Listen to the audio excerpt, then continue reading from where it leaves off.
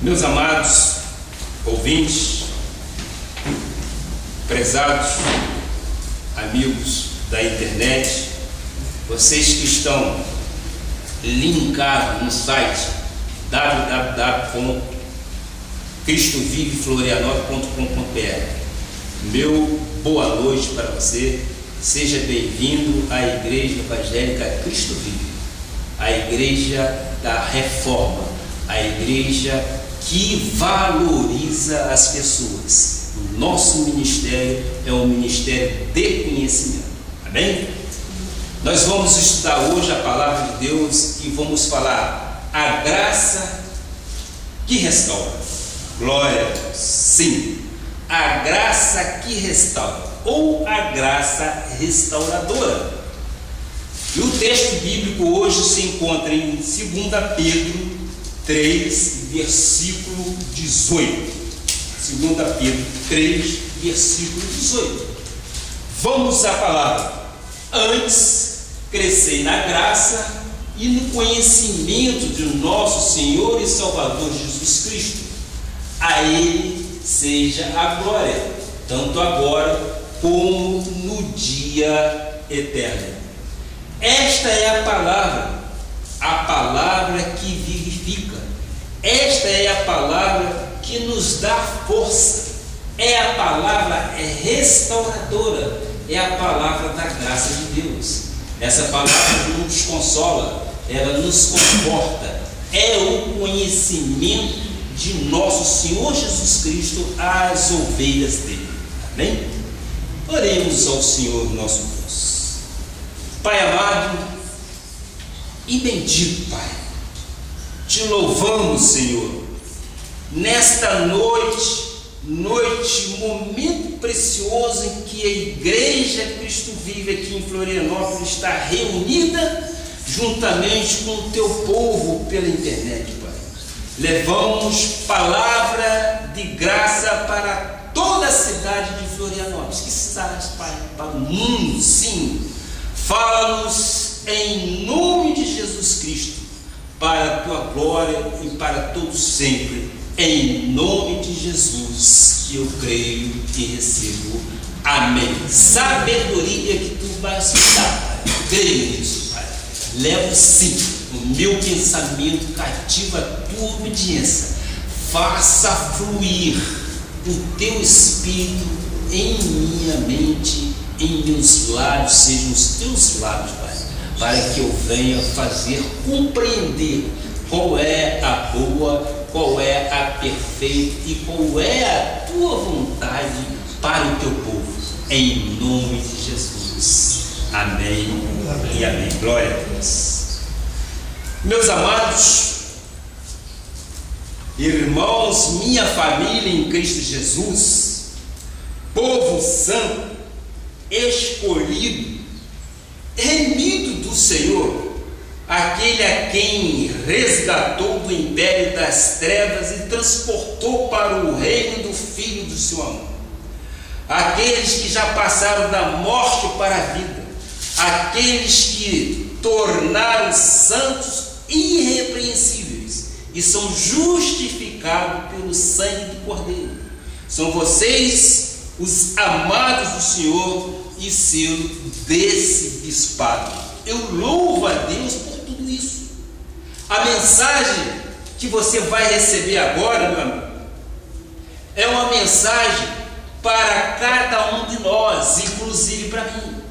Nós vamos falar sobre a graça de Deus que restaura. Os amados sabem que todos nós temos um chamado muito importante que Pedro revelou, um chamado a crescer. Ele disse: antes de mais nada, crescei na graça e no conhecimento de Deus. Isso significa que não somos chamados e nos tornamos cristãos e pronto. Não é assim. Tem que haver crescimento, tem que haver maturidade, tem que haver discernimento do Espírito para que possamos compreender a vontade de Deus. O que o Pedro está dizendo é que tem que ter verdadeiramente maturidade. Nós temos que ser experimentados no conhecimento para que não tenhamos vacância em nossas vidas naquilo que devemos agir. Quando se compreende a graça de Deus, nós temos verdadeiramente um rumo. E este rumo, quem é? Jesus Cristo. E como é prazeroso sermos crentes da forma que somos. Não há nenhuma condenação sobre os nossos ombros.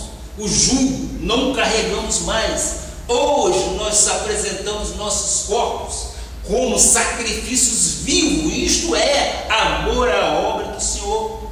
Tu sabes que se no nosso relacionamento com Deus houver maturidade, se houver crescimento constante, e é o que nós pretendemos, é o que nós estamos fazendo, passa a ser um relacionamento caloroso, passa a ser um relacionamento fervoroso. Eu preciso, amado irmão, te dizer, porque tu tens que ter uma vida fervorosa e calorosa. Todos nós passamos por tentações, temos altos e baixos, precisamos estar sempre bem para o confronto e para as batalhas no dia a dia. No mundo tereis aflições, mas tende bom ânimo, disse Jesus. A batalha do dia a dia, às vezes, nos coloca em situações difíceis, mas maior é aquele que está em nós, cremos nisto. Maior é aquele que está em nós do que aquele que está neste mundo. Então, no mundo tereis aflições, mas nós temos que ter bom ânimo. Então, a graça é a força da nossa vida. Quando ela gera em nós o crescimento e a maturidade. Segundo pesquisas elaboradas pelo IBGE, o IBGE diz que há 16 milhões de pessoas desviadas das igrejas, mas não se desviam, logicamente, de Jesus Cristo. Quantos filhos de crente estão, às vezes, em um presídio? Nós sabemos, pela sua denominação, pelo seu nome, Isaías, Paulo, etc, etc, etc.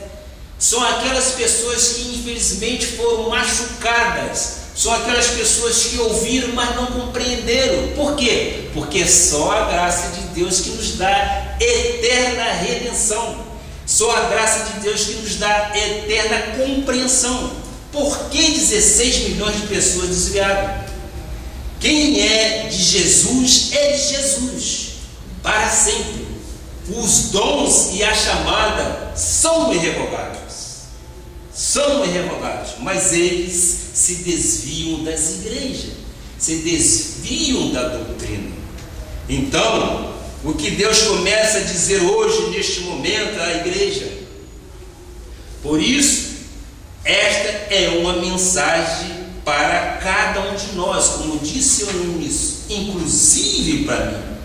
A sua graça é restauradora, é uma graça que a gente movimenta, e a cada movimento que façamos, nós estamos nos restaurando, nós estamos nos consertando, nós estamos nos aprimorando. Quando uma pessoa está na igreja e se desvia, se afasta, cai e depois não sabe o que fazer. Vamos ver o que diz exatamente em Lamentações de Jeremias 5:21. Converte-nos a ti, Senhor, e seremos convertidos. Renova os nossos dias como dantes. Sim, renova os nossos dias como dantes. O que o Senhor está dizendo é o seguinte: há pessoas que estão há alguns anos na igreja, 10, 20, 30 anos na obra, e pode chegar um momento e perder o seu encanto, o seu calor, o seu fervor e muito mais. Pode perder o primeiro amor de Deus, que é este fervor, esta paixão que é demonstrada na vida, graças a Deus, deste ministério. O ministério Cristo Vive demonstra realmente paixão, tem prazer em ser crente. Muitas pessoas perdem o primeiro amor, estão arrefecidas, estão adormecidas e não sabem como dar a volta por cima. Vamos mostrar neste exato momento quais as principais razões que as pessoas, às vezes, formas de Deus, às vezes, arrefecem e se desviam, mas nós vamos mostrar, acima de tudo, quais são as formas de Deus agir para trazer todos de volta. Deus é amor. É este o primeiro amor com Deus, que é a vida que Deus quer que todos nós tenhamos. Um dos momentos históricos na obra de Deus, que foi o mesmo em que Pedro traiu Jesus. Em Marcos 14, 18, nós vamos ver isso. Marcos 14, 18. Quando estavam à mesa e comiam, disse Jesus: em verdade vos digo que um dentre vós, o que come comigo, me trairá. Ele já sabia disso. Eles estavam se preparando a ceia do Senhor. Jesus estava a alguns momentos, horas de passar pelo sacrifício, horas de passar pelo Calvário, horas de ir para a cruz. Ele estava passando uma situação difícil. E ele disse: um de vocês vai me trair. Foi um choque para todos os discípulos. Ele disse, continuando no versículo 27 a 29. Então lhes disse Jesus: todos vós vos escandalizareis, porque está escrito: ferirei o pastor e as ovelhas ficarão dispersas. Sim, e as ovelhas ficarão dispersas. Vamos ao versículo 30 ao 31. Respondeu Jesus: em verdade te digo que hoje, nesta noite, antes que 2 vezes cante o galo, tu me negarás 3 vezes. É verdade. Mas depois da minha ressurreição, irei adiante de vós para a Galileia. Disse-lhe Pedro: ainda que todos o escandalizem, eu jamais. Aqui está exatamente uma pequena colocação: eu jamais. Sabe o que ocorreu neste momento? Vamos ver em Marcos 14, versículos 66 a 68. Estando Pedro embaixo no pátio, veio uma das criadas do sumo sacerdote. Seguinte: estando Pedro embaixo no pátio, veio uma das criadas do sumo sacerdote, e vendo a Pedro que se esquentava, fixou-o e disse: tu também estavas com Jesus o Nazareno. Mas ele o negou, dizendo: não o conheço, nem compreendo o que dizes. E saiu para o alpendre, e o galo cantou. Nós estamos diante de uma realidade, porque há pessoas que estão na graça de Jesus e às tantas perdem a paixão, o amor, o primeiro amor, se desviam, caem. As pessoas se adormecem. Por quê? Primeiro, porque tem a sua confiança em si mesmo. O que eu disse antes, em Marcos 14, 29, disse-lhe Pedro: ainda que todos se escandalizem, eu jamais. Pedro estava dizendo que ele jamais trairia Jesus. Ele estava dando a sua palavra de garantia, que não negaria Jesus, ainda que todo mundo negasse. Pedro pensava que a sua força estava na sua carne. Mas a carne é enganadora. A nossa suficiência não pode estar na nossa carne. A razão porque muita gente perde o primeiro amor e deixa de vir à igreja, e deixa de dizimar, e diz: eu também tenho Bíblia, também sou capaz, todos podem.